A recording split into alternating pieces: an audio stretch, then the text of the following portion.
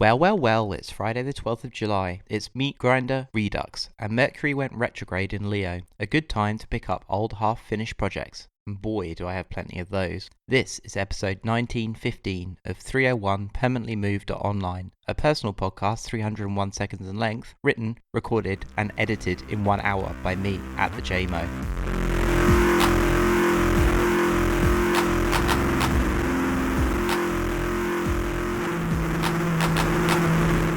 Through the Looking Glass by Lewis Carroll, Chapter 1. Quote, "Let's pretend that you're the Red Queen, Kitty. Do you know, I think that if you sat up and folded your arms, you'd look exactly like her." Alice got the Red Queen off the table and set it up before the kitten for it to imitate. However, the thing didn't succeed. Principally, Alice said, because the kitten wouldn't fold its arms properly. So, to punish it, she held it up to the looking glass, that it might see how sulky it was. "And if you're not good directly," she added, "I'll put you through the looking glass house, and how would you like that?" End quote. So I caused a few frowns and murmurings amongst close friends last year by posting on Twitter about seeing things in the mirror. Specifically, I saw a woman sewing a shoe made of rough fibres that looked exactly like one discovered in a cave in North America thought to be about 9,000 years old. Y'all might think I'm a crazy man too, but I don't care. I refer you to the 2 shows I've done on experience. I started with the Carroll quote, as I really like the term looking glass to describe all the phenomena that can be produced by scrying or doing mirror work, as the outcomes can be so much more than what's commonly described as psychomantium work. I've seen all sorts of trippy shit in the polished copper mirror we have.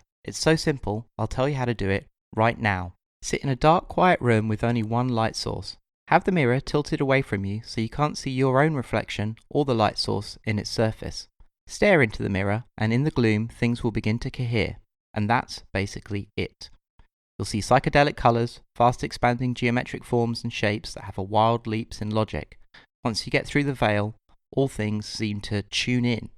If you get good at it, you can watch it just like TV. It comes so naturally to me that it's impossible for me not to intuit that folks have done the same thing for millennia, in polished stones and reflecting pools. If you want to get better at mirror work, journeying, or have ever tried lucid dreaming and found it hard, here are a few exercises. In a darkened room, hold your hand up in front of your face with fingers relaxed.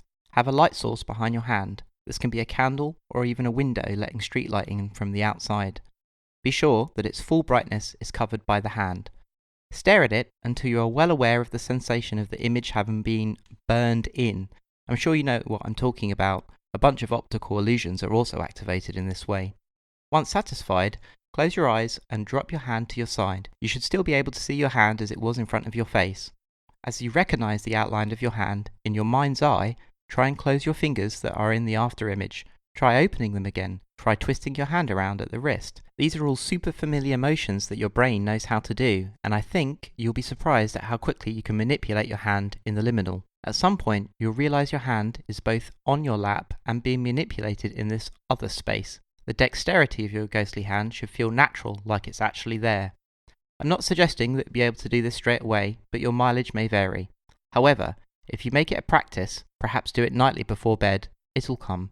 The more control you develop in manipulating this third imaginal hand, it will translate across all of the imaginal realms. I think this technique works very well alongside the manipulation of the platonic solids in the mind's eye that you find in early mystery cults, spinning them around, turning them over, or changing the viewing angle like a third-person video game camera. Build up these tools and your dreams can become fantastically liminal and lucid spaces. Once you feel comfortable and confident that your hand can exist in this space, try this. Before going to sleep, lay on your back with your eyes closed. Regulate your breathing and try to feel everything. The sheets, the bed cover, the feeling of the pillowcase creasing your hair, etc. Be as present as possible.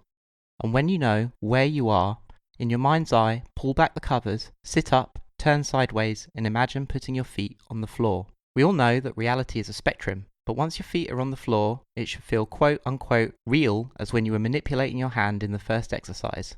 The next challenge is to stand up, get out of bed, and walk out into the liminal. Once you can do this, you're away. Who knows what's outside your bedroom door? Go for a walk, see what's around. Hell, leave the flat, walk around the neighbourhood. Things might get a little weird, but that's normal and probably for the best.